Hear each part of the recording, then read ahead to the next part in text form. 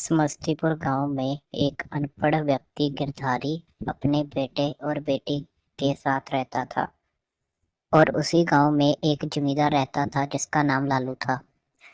वह बहुत ही घमंडी और लालची था। वह लोगों को पैसा देता था पर कुछ भी करके उनसे ब्याज बहुत ज्यादा अधिक लेता था।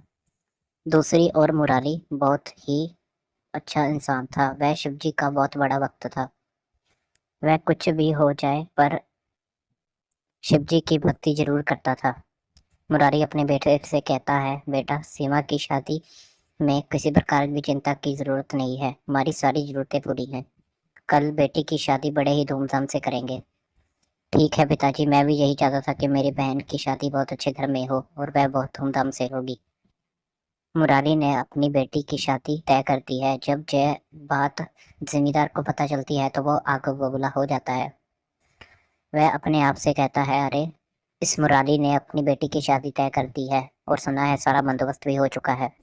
लेकिन इस पूरे गांव में हर व्यक्ति ने मेरे पैर पकड़े हैं, चाहे कोई भी काम हो। पर यह मुरारी बिना मेरे पैर पकड़े इतना सब कुछ कैसे कर सकता है?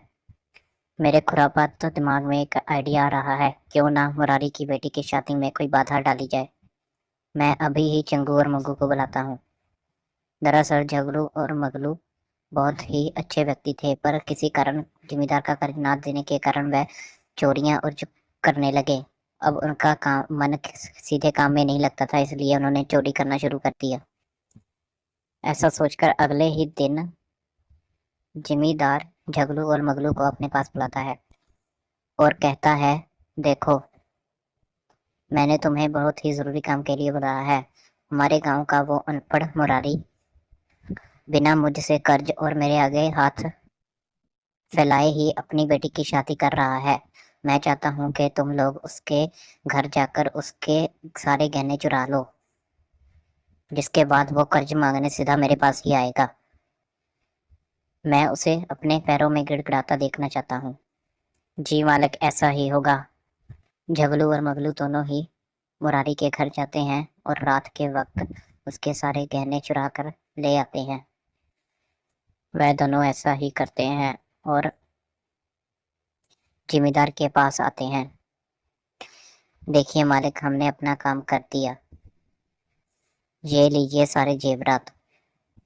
शाबाश झगलू और मगलू, तुमने बहुत ही अच्छा काम किया है। अब उस मुरारी को मेरे आगे हाथ फैलाने से कोई नहीं रोक सकता। अब तो उसे मुझसे पैसों के लिए भीख मांगनी ही पड़ेगी। झगलू और मगलू दोनों अपने घर चले जाते हैं। अगले दिन सुबह होते ही मुरारी अपने घर में जेवरात की ओर जा रहा होता है। तभी वह देखता है कि घर में जेवरात नहीं पड़े हुए। सारे जेवरात गायब हुए होते हैं। वह अपने बेटे से पूछता है, बेटा, तुमने कहीं जेवरात देखे? बेटा बोलता है, नहीं पिताजी, मैंने नहीं देखे। मुरारी कहता है, हाय, मैं तो लुट गया, बर्बाद हो गया। मेरे तो सारे जेवरात ही चोरी हो गए। अब हम क्या करेंगे और अपनी बेटी की शादी कैसे करेंगे? पिताजी, ये सब कैसे हुआ और क्यों हुआ? मुझे तो कुछ भी समझ नहीं आ रहा है। और हमारे जेवरात किसने चुराए होंगे? अब रोने धोने से काम नहीं चलेगा। देखो, हम शादी नहीं रोक सकते। अगर हमने शादी रोकी तो हमारी और हमारी बहन की बहुत ही बेइज्जती होगी। हमें कुछ भी करके सीमा दीदी की शादी करनी पड़ेगी। हाँ बेटा, वो बात तो सही है, पर अब मुझे समझ नहीं आ रहा कि हम जेवरातों के लिए पैसे कहाँ से इकट्ठे करें। देखिए पिताजी, मेरे दिमाग में एक आइडिया है जिससे हमारी दीदी की शादी अच्छे और धूमधाम हो जाएगी। आप अभी जाएं और जिम्मेदार से कुछ पैसे ब्याज पर उधार ले लीजिए। हम दोनों कुछ ही दिनों में उसके पैसे लौटा देंगे, क्योंकि मौके का काम निकल जाए वही ठीक है। हाँ बेटा, तुम बिल्कुल सही कह रहे हो। मैं अभी जमींदार के पास जाता हूँ। मुरारी जमींदार के घर जाता है और पैसों के लिए कहता है, आओ आओ मुरारी भाई, बताओ कैसे आना हुआ। मैंने सुना है तुमने अपनी बेटी की शादी तय कर दी है। हाँ जमींदार भाई, मैंने अपनी बेटी की शादी तय कर दी है, पर एक बहुत बड़ी समस्या हो गई है। मेरे घर से सारे जेवरात चोरी हो गए हैं और अब मुझे इसी वक्त पैसों की बहुत ज़रूरत है। तो क्या आप हम मुझे थोड़े पैसे उधार देंगे? हाँ भाई, क्यों नहीं। तुम जितने पैसे चाहिए तुम ले सकते हो, बस तो लौटा देना समय से। मुरारी वहां से चला जाता है और अपने बेटे के पास जाता है। उसका बेटा मुरारी से पूछता है, पिताजी क्या जमींदार ने कुछ पैसे दिए, या फिर हमें कहीं और से जुगाड़ करना पड़ेगा। नहीं बेटा, जमींदार भाई ने हमें सारे पैसे दे दिए हैं और अब हम बहुत ही धूमधाम से अपनी बेटी की शादी करेंगे। फिर मुरारी अपनी बेटी की शादी बड़े ही धूमधाम से कर देता है। कुछ दिन बीत जाने के बाद मुरारी के बेटे को पैसों की चिंता होती है और वह अपने पिता से कहता है, पिताजी जमींदार से पैसे लिए हुए काफी समय हो गया है। अब मुझे उनके पैसे चुकाने होंगे, इसलिए मैं किसी काम की खोज में घर से बाहर जा रहा हूँ। अगर कहीं भी काम मिल जाएगा तो मैं काम करने लग जाऊंगा। ठीक है बेटा, तुम काम की खोज में जाना और जैसे ही कोई काम मिले तो मुझे बताना, क्योंकि जमींदार भाई ने हम पर भरोसा करके हमें पैसे दिए हैं और हम मुझे अब वह पैसे लौटाने भी पड़ेंगे। मोहन पूरे गांव में काम ढूंढता है पर उसे कहीं भी काम नहीं मिलता है और सब काम ढूंढने के बाद वह वापस घर जाता है। मुरारी अपने बेटे से पूछता है, क्यों बेटा, कहीं कोई काम मिला या फिर तुम खाली हाथ ही घर वापस आ गए। पिताजी, बड़े दुख के साथ कहना पड़ रहा है कि मैं खाली हाथ ही घर आया हूँ, पर मैं आज ही शहर जा रहा हूँ, वहां से कोई काम ढूंढ कर लाऊंगा और थोड़े पैसे कमा लूंगा, क्योंकि जमींदार भाई के पैसे भी तो लौटाने हैं। बस पैसों की ही चिंता है। ठीक है बेटा, जो तुम्हें सही लगे, बस समय पर घर का भी ख्याल ले लिया करना। अगले ही दिन मोहन काम के लिए निकल जाता है और अच्छी बात यह होती है कि उसे शहर में एक फैक्ट्री में काम भी मिल जाता है। एक महीने बाद मोहन अपने घर वापस आता है और साथ में पैसे भी लेकर आता है। पिताजी, मैं शहर से कुछ पैसे लेकर आया हूँ, आप ये पैसे जमींदार भाई को दे देना, इससे उसका सारा कर्जा चुकता हो जाएगा।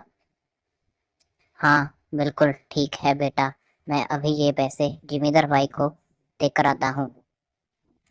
इसके बाद मुरारी जमींदार के घर जाता है। कैसे हो जमींदार भाई, आज मैं आपके सारे पैसे वापस करने आया हूँ।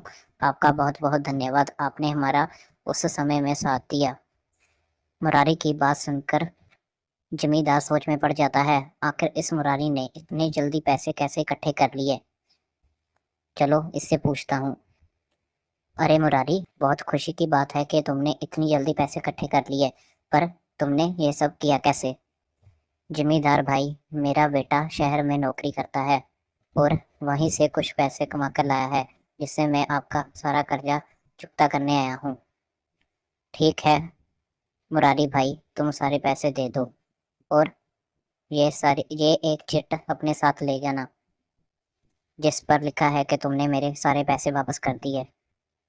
मुरारी बड़े ही खुशी मन से अपने घर की ओर लौटता है, क्योंकि अब वह खुश था कि उसके सिर पर कोई कर्जा नहीं है, जबकि उस चिट पर लिखा हुआ था कि अभी आधा पैसा बाकी है।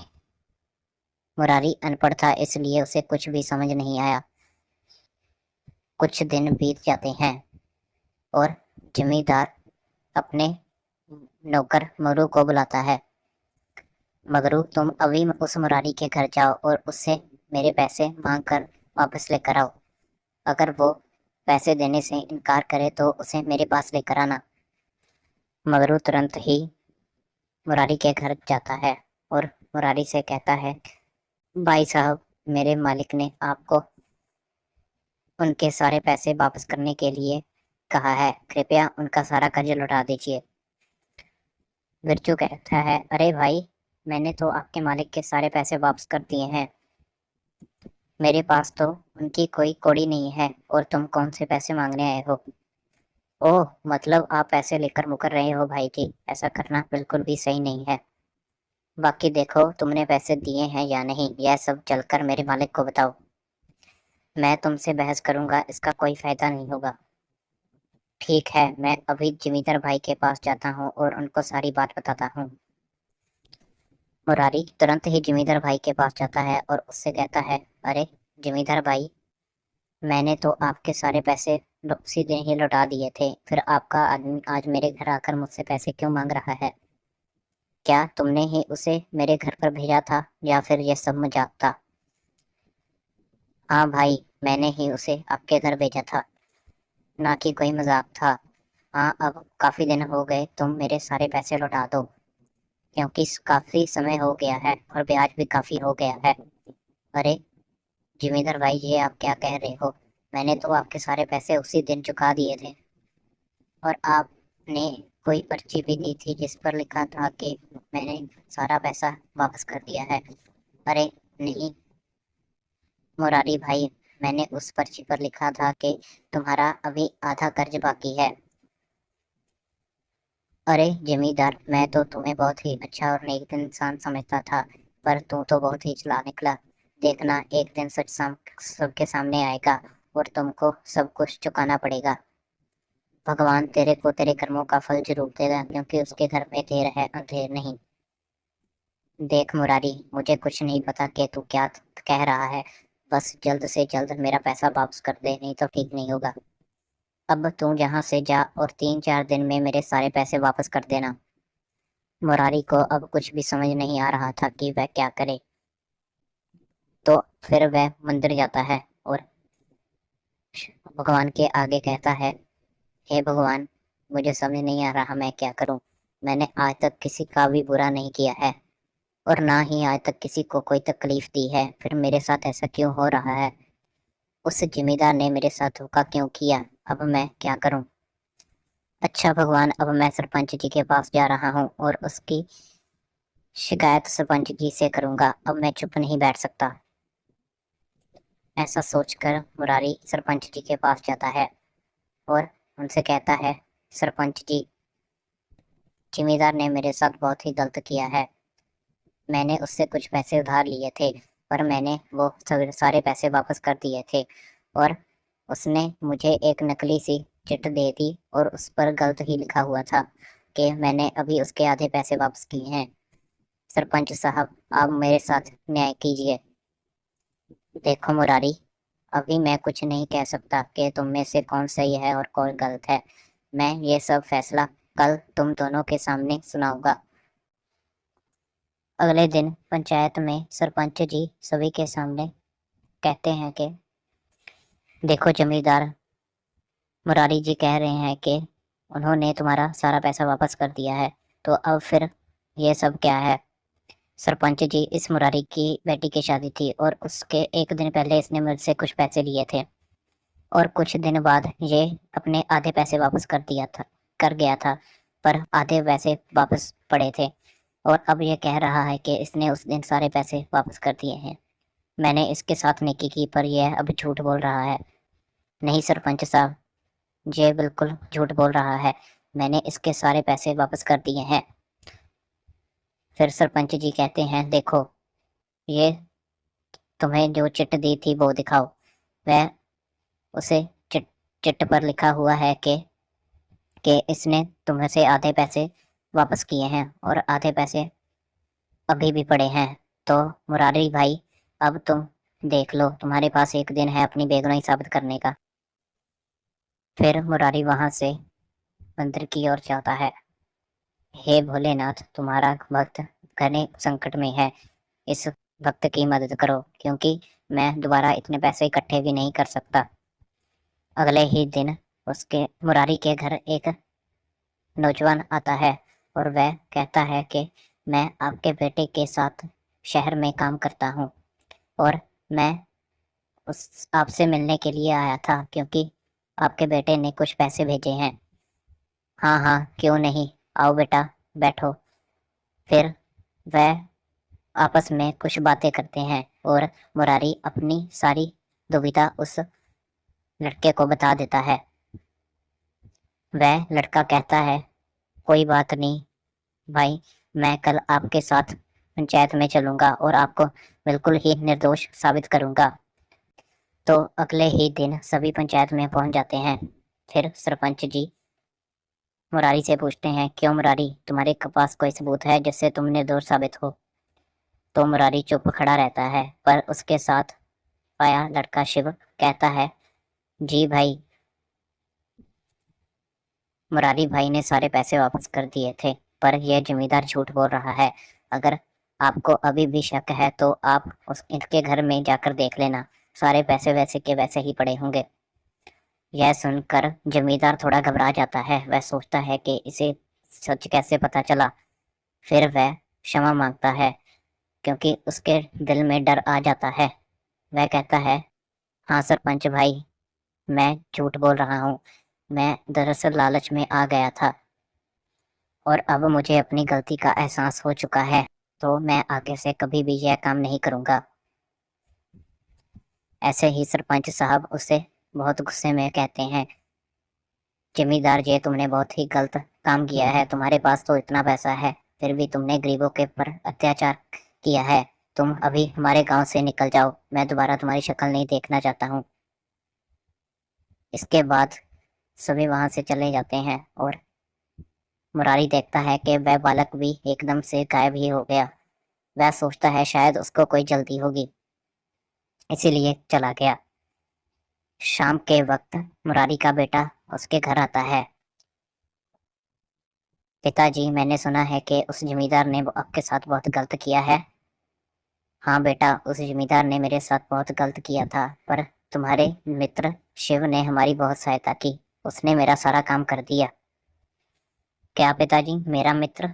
मेरा तो कोई मित्र नहीं है, और ना ही मैं किसी से मिला हूँ। क्या बेटा? उसने तो बताया था कि मेरा नाम शिव है, और मैं आपके बेटे का साथी हूँ। ओह, अब समझ में आया कि वह शिव कौन था। बेटा, वह स्वयं भगवान थे, जो साथ हमारे हमारे साथ न्याय करने आए थे, और जमींदार को उसके पापों का प्रायश्चित और करवाने के लिए आए थे। जय भोलेनाथ, हर हर महादेव, आपने हमारा इतना साथ दिया।